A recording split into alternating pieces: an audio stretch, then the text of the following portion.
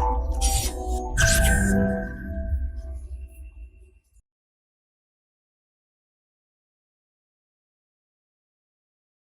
everyone, this is Prem Sodhani coming up with the next round of our quiz session, and in this session we generally discuss some of the very important current affairs in terms of question and answers, right? So the concept which I am going to discuss in this session can also be utilized in the mains preparation also, right? So let's get started with this 30th December current affairs in terms of question and answers.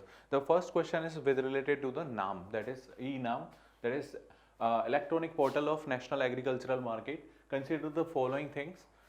It networks the existing APMC mandis to create a unified national market for agricultural commodities.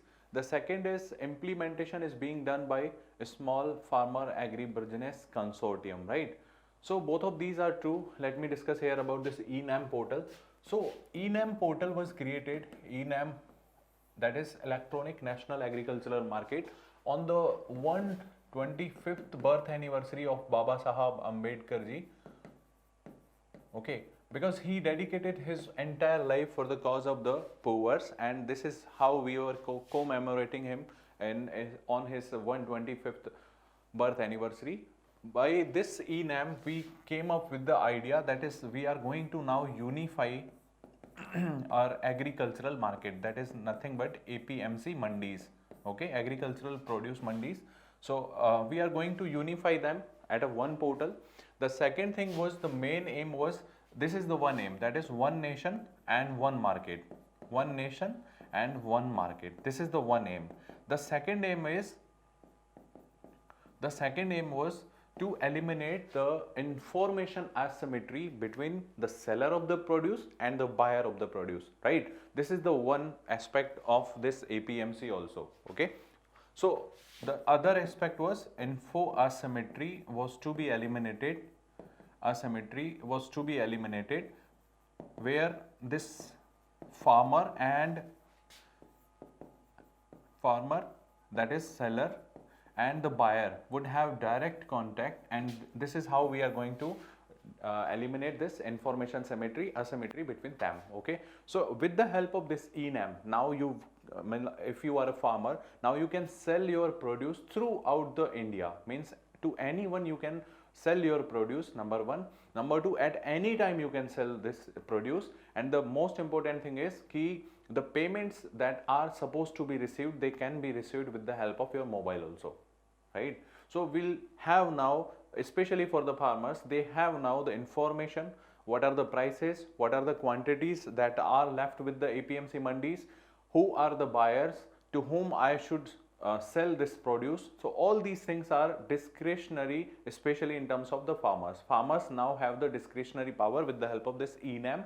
They can sell their produce to anywhere, to anyone, because this is the unified market system now, okay? So this was the aim of this eNAM. Remember, this was this implementing agency behind this is, that is the Ministry of Agriculture, and in this Ministry of Agriculture there is a society that is known as SFAC, that is Small Farmers Agri Business Consortium, right? This is a society, and the aim of this society is to increase the farmers' income. Remember, we also discussed a concept of this FPOs day before yesterday. In this concept of FPOs, that is Farmer Produce Organization, I told you the producer organization is nothing but a legal entity.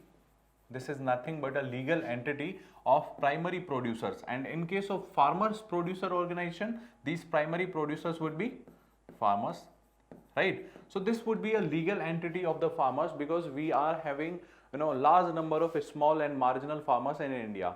So in order to enhance the economy of scale, for their better negotiation power, for their better land utilizations, we came up with this idea of this farmer produce organization, and this was the same agency, that is SFAC, which was supporting them in case of FPOs also. We have seen in the FPOs scheme, that was the main agency which was providing a hand-holding support to them, okay? So this society is also implementing this idea of eNAM, remember this one also. So this is the implementing agency. So both of these are true, that is we are going to create a unified market of this APMC mandis, and the second is this SFAC is the implementing agency behind this ENAM portal. Remember, this portal is also working nowadays as a platform of the platform. So this ENAM now working as a platform of the platforms, means n number of platforms are there under this now, under this ENAM. That is, for example, transportation, right? Transportation, how this transportation is being handled, this also comes under this ENAM. The second I can say packaging. The third I can say the storage, right? How much of the storage is there, we can have separate application under this ENAM. And insurance, funds, all these things are now under this ENAM portal. So this is the platform of the platforms, and now we are successfully celebrating the 5 years of this ENAM. Okay, so this came in 2016. Remember, we have celebrated the 5 successful years of this ENAM. Okay, so this was all about ENAM. I hope आपको समझ में आ गया होगा. Okay, coming to the next question, and that is a question that is Dree festival is celebrated by which of the following tribes, right? This is the answer, that is the Apatani tribe of Arunachal Pradesh. Recently, they have their unique weaving clothes, right? And that is known as Zig Zero cloths. Zig Zero cloths, and they they applied for GI tag, that is geographical indication tag, for their weaving clothes, weaver clothes, right? So this is why this question is there in news, that is Apatani tribe is in news. Let me discuss here about all the things about this Apatani tribe. So this tribe, that is Apatani tribe, this resides in Jiro Valley of Subhansiri district. Jiro Valley of Subhansiri district of Arunachal Pradesh.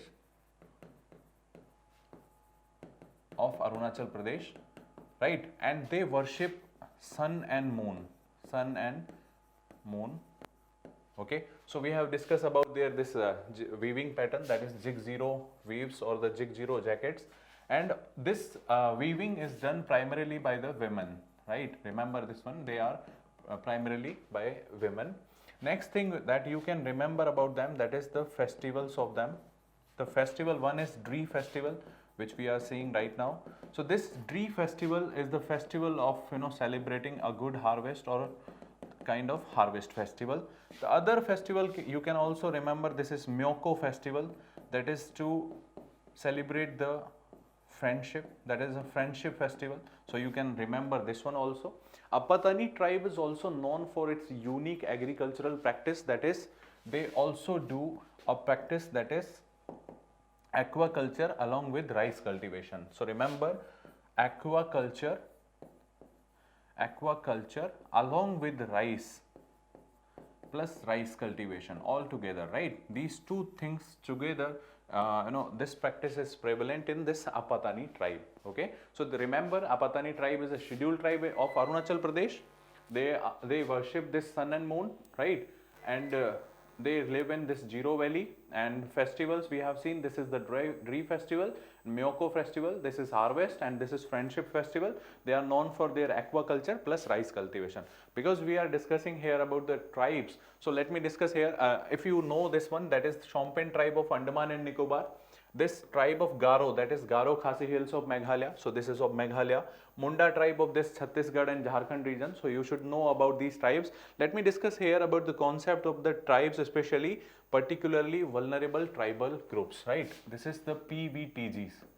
So tribes are, in these tribes, some of the tribes are very vulnerable, especially because of some indicators we are using. We have classified them as a particularly vulnerable tribal groups. Okay, so we came up with this idea of classification in 1975, and we have right now 75 PVTGs out of total 705 tribal groups, right? So this is very easy, you can remember 75, this is again 705, this is 75. Okay, so there are some criterias which are required for this PVTGs. The criterias are, you can remember these criterias because this is also important. So you can remember this with a simple mnemonics, that is PEEP.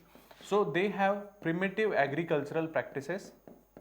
For example, jhum cultivation or slash and burn agriculture. Okay? The second is economically they are very poor. Okay? Next is educationally they are very poor, and the last is their population is either declining or stagnant. Either declining or stagnant. So if they are following, if they are having under these four conditions, that is nothing but your PEEP, they will be classified under this PBTGs, and these PBTGs are 75 out of this 705. So I hope आपको ये पूरा समझ में आ गया होगा the concept of PBTGs also. This was about the Dree festival, and we have seen about the Apatani tribe also. Okay. Coming to the next question, you can see the weave, the clothes which are woven by this community, that is this one. Okay. Coming to the next question, that is related to the with reference to Foreign Contribution Regulation Act, which is right now in news because of some reasons. Let me discuss that reasons also. Consider the following statements. So we are going to see these statements after this discussion.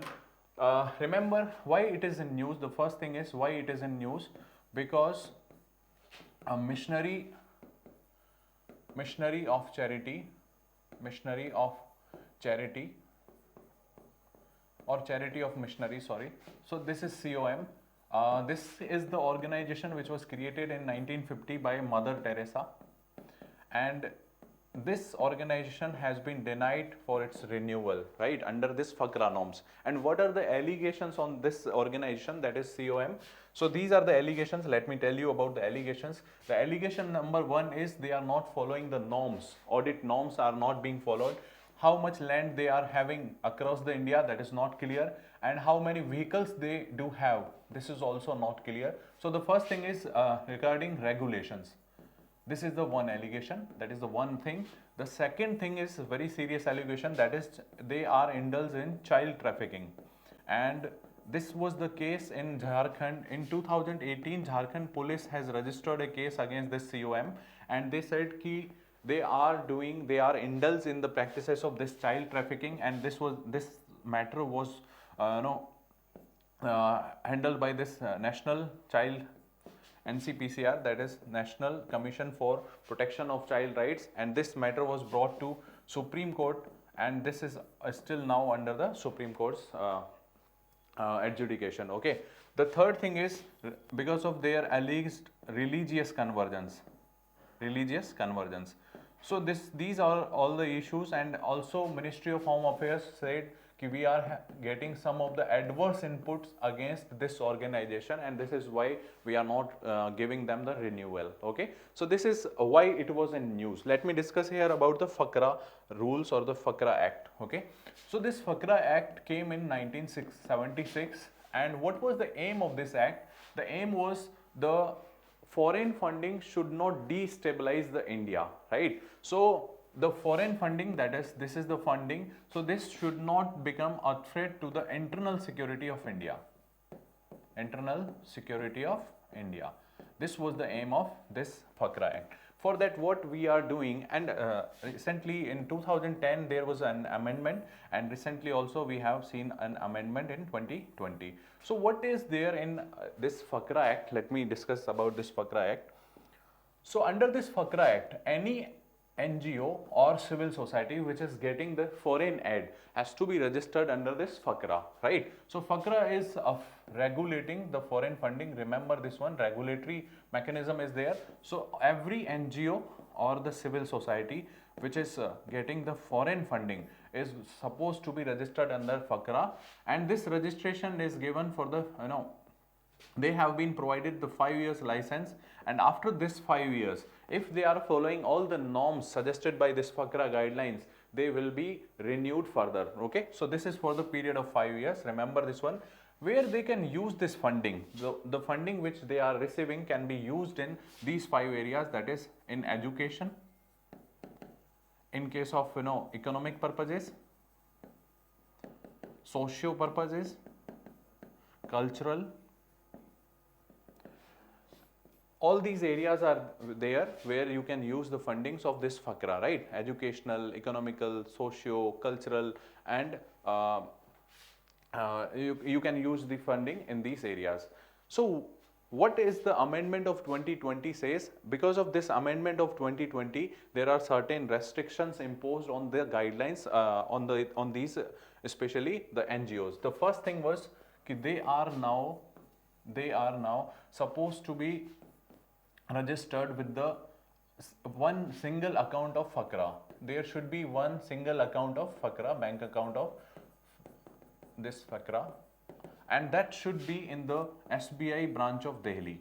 SBI branch of Delhi, right? So there would be one single account where they are now going to receive the foreign contributions, and that should be with the SBI branch of New Delhi, right? This is the first thing. The second thing is now they cannot sub grant. They cannot provide the sub grants to the other grassroots organization. Means whatever the amount they are receiving, they has to handle themselves only. So other this sub granting is restricted now. They cannot sub grant to the people which are not associated with the organization or the other smaller organizations which are working at the grassroots level, right? So this is the second thing. The third thing is now the trustees which are of this organization are there. They are now to provide their Aadhaar card also in order to link their trusteeship, Aadhaar card and the Fakara accounts. Okay, so they have to provide, the trustees has to provide the Aadhaar card with their Fakara registration. Okay, and the fourth important thing is these funds cannot be used till beyond this 20% in case of administrative affairs. Means how much they can use this funds in administrative affairs, maximum 20%. Earlier it was 50%. Means in case of, for example, they are receiving $100, they could have used $50 in administrative expenses, but now they can use maximum 20%, that is $20. Okay, if they are getting $100. So this was all about Fakara and what were the aims of this Fakara. Now come to the question. The Act states that foreign contributions must received only in Fakara account open in the State Bank of India, New Delhi branch. This is true, right? After the amendment of 2020, this is true. The Act increases administrative expenses through foreign funds by an organization to 50% from 20%. This is not true. You have to be very careful because this is not increases, this is decreases. So maximum administrative affairs expenses can be 20%. Okay, earlier it was 50%. So this is not true. Second statement can be rejected. You can eliminate these two options. One is for sure correct. The amendment forbids sub-granting by NGOs to the smaller NGOs. That is also true. So answer would be 1 and 3 only. So this was all about the Fakara. I hope Fakara आपको clear हुआ होगा. Coming to the next one, that is the question about which of the following benefits occur in offshore wind energy initiatives in comparison with onshore wind energy initiatives, right? So there are two terms, that is offshore wind energy and other is offshore, onshore and offshore, right? So wind energy can be of these two types. Remember this one. This is offshore and this is onshore. The first thing is कि India has successfully completed its target of INDC under COP21. So in case of COP21, let me describe here. In case of COP21, the countries has to submit their intended nationally determined contributions. That was although not legally binding, but these were the targets where countries were supposed to do the work for the cause of the environment. And India said that we are going to achieve 40% of our energy demands from renewable energy, right? And we have achieved this target successfully in November 2021 itself. Means we are working in these directions, in a very greater way, in a very tremendous way. Okay, so this is the first thing. The second thing is ki what is onshore and what is offshore. Let me describe here about these two things. For example, this is the India. So India has this much of the land. So if you are going to put your turbines on this land or the territories, that would come under onshore turbines. And if you are going to put your turbines in this area, that is in these waters, then it would be termed as offshore. Means land is not there, you are using your turbines on waters. Okay? This is the difference. So this is onshore, means on land, and this is offshore, means beyond the land, that is on waters. So remember, India has a long coastline that is around of 7600 kilometer. So we can utilize this much of the territory. Why we are going to put our turbines in this waters? Because you have to understand some of the benefits. What are these benefits? I am going to discuss here only. So what is the territory? How much is the territory? 7600 kilometers territory we do have. Along with that, we have the potential of 125 gigawatt energy generation because of this long coastline. Okay, so this is where we are going to utilize our coastline, and for that we came up with a offshore energy wind energy policy also. We came up in 2015, we came up with this idea of offshore national offshore wind energy policy, and we set some of the targets, and these targets were, let me erase this one. So this was national offshore wind energy policy. We came up with this policy in 2015. So this was to be implemented by National Institute of Wind Energy, that is in Chennai.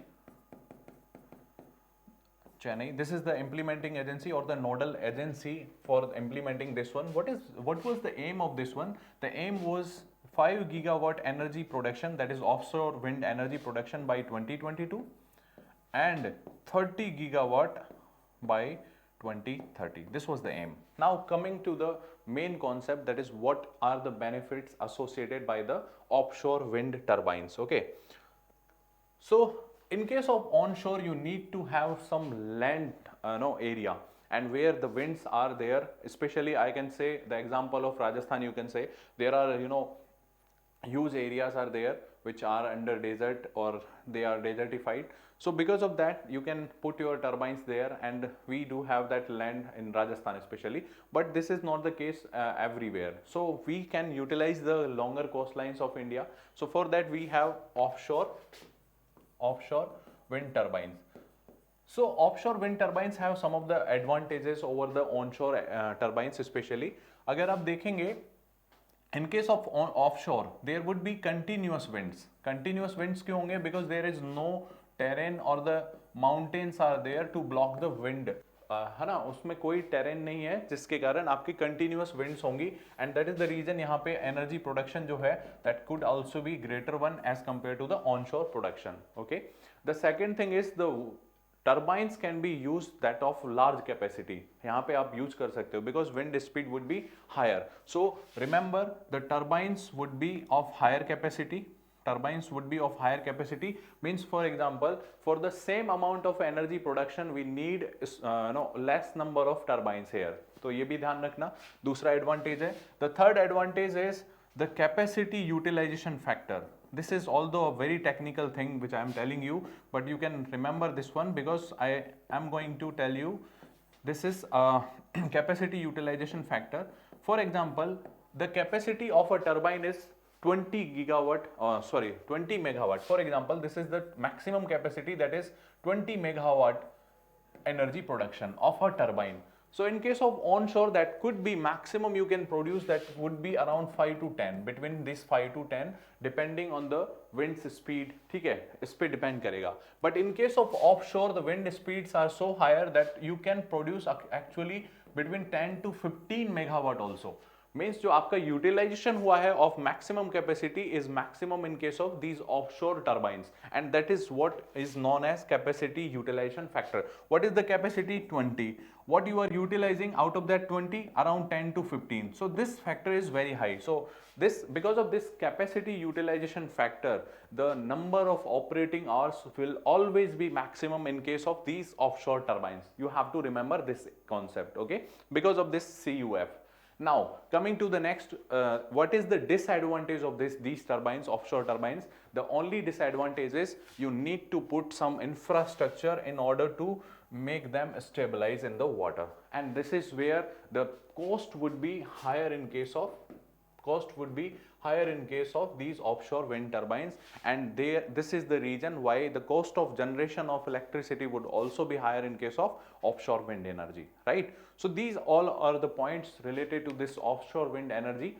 So coming back to the question, that is, the offshore wind turbines are more efficient. That is true. Yes, that is true, because the wind is continuous, because the capacity utilization factor is always greater in case of these ones. The first statement is true. Offshore wind turbines produce electricity when consumer demand is at its highest. Let me tell you this concept also. Offshore wind turbines have longer operating hours. Yes, I told you why this is there, because capacity utilization factor in case of offshore wind turbines is higher. Next is offshore wind tariffs are lower. This is not true. The tariffs would always be greater because we need to have some infrastructure in order to stabilize them. So you can reject this fourth one. The fourth is rejected, and in case of these two, 1 and 2 are correct. So there are two options you are left with. Let me describe about this one also. Let me erase all the information on the board. So there are two type of the loads. Remember, for example, this is the graph. This is the load and this is the months. Okay. So let me draw this load. So there are some, loads are there. So if I say this is the month of Jan, this is the month of, I can say, April, and these are the months of May and June, right? So because in May and June you will see maximum power utilization would be there in the houses because of the ACs and all these things. So this would be the average load that would be there throughout the year, and this load is known as base load, right?